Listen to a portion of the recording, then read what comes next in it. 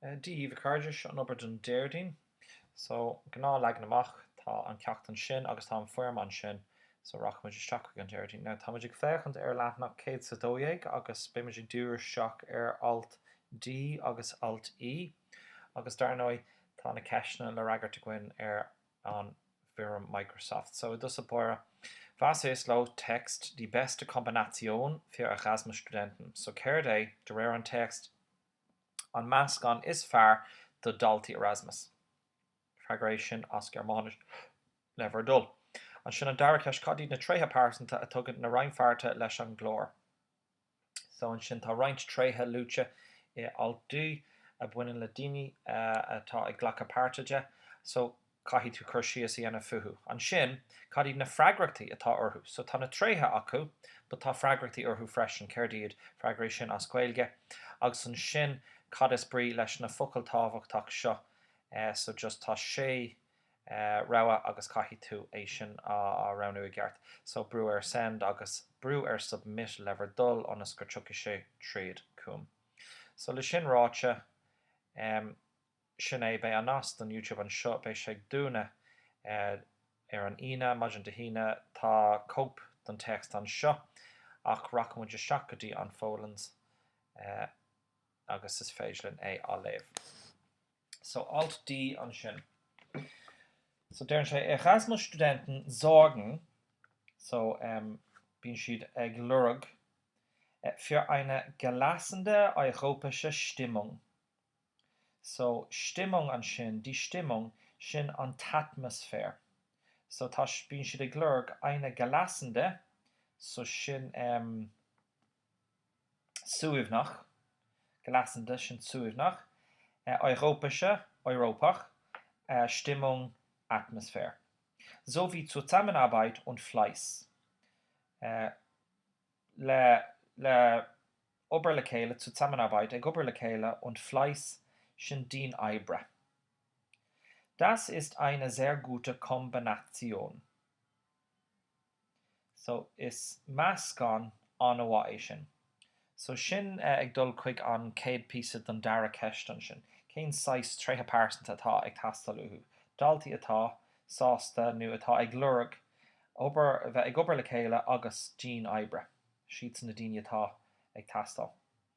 Erasmus-Studenten sollten aber auch den Uni-Alltag, so bekor sollen, so bekor de daltaí Erasmus, freschen an Uni-Alltag, an Gymnasial Oldskole und ihre Verantwortungen ernst nehmen. So rinne ernst in sin dáíire. So becódáibh an lá an gnásil nó gná lá oldskole agus na verantwortungen na freagrachtaí dáíire a thógáil, néimeann sin tóg. So becóir tógann si dáíire gachrod. So sin na freagrachtaí atá orthú.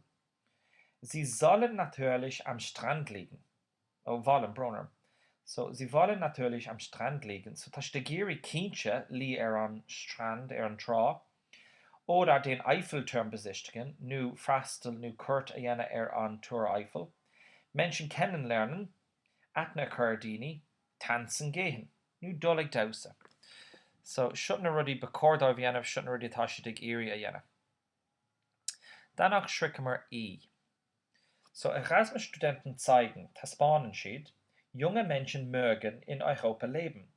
So junge Menschen, daoine óg, mögen gurá maith le rud éigean in Europa leben. So taspánen daltaí Erasmus, gur hatníonn an saoil in Europe go mór le daoine óga. Nu tá siad ag géirí a bheith in na cónaí ann. Und das ist in einer Zeit, in der Europa schon zum Sinnum geworden ist für ein langweiliges Bürokratenmonster und die Euro-Kreise. So agus tá sin ag tarlú san am, right? So agus tá sin ag tarlú san am in einer Zeit, in der, so sin sa am sin, atá Europa, so atá an Europe, hanna féin mar synonym de. Now, bureaucraten sin méarlathi, Monster ufer, so ufer Merlahi, Ladránach, agus die euro chreise. Agus an géir céim den AE, nu an géir céim den euro. So tá siad na grá, tá spáin an Erasmus gur taithníonn an saoil I Europe leis na daoine áige. Fiú san am atá an focail, nu a seasan an focail Europe don íomhá de ufer Merlahi agus go bhfuil se le dránach agus go bhfuil an fáib nó an géircéim leis an euro. Tá sé gra in agna nó anion é sin tá daoine fós a géirí bheith ann. Inzeiten, in denen die Stabilität der EU unsicher geworden ist, so sna hamananta atá an seasfacht Stabilität der EU, seasfacht an AE unsicher geworden ist, so contourtach, so bhfuil sé gairí contourtach go bhfuil an seasfacht ann, wirken Erasmus-Student positiv. Tagen wirken sin tagan an íomhá trasna, to appear, tagan an íomhá trasna. So tagan na daltaí Erasmus trasna dearfach, so gar romantisch, fiú romantasúil. Europa war das auch mal. Wie an Europe mar sin Orwan. Sind diese Studenten der Beweis der Idee?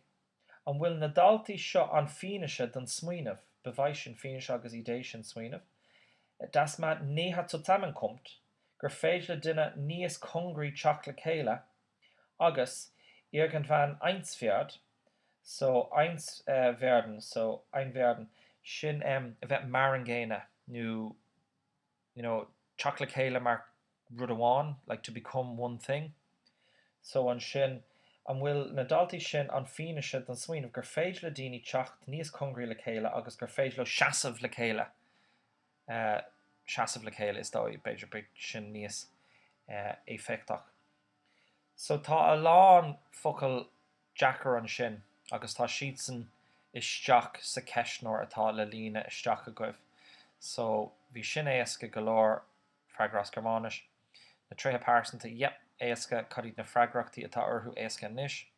Now, tá an focail bureaucrat rinne mar sin, tá an focail beweis, thug mé sin díobh, Stabilität thug mé sin díobh, Krise thug mé sin díobh, unsicher thug mé sin díobh, und Verantwortung thug mé sin díobh. So tá sé bhréad a gach ceist an sin, so tá súla gom go bhfuil sibh céad as céad ó thaobh na Americana de, agus má tá fáib seolagaí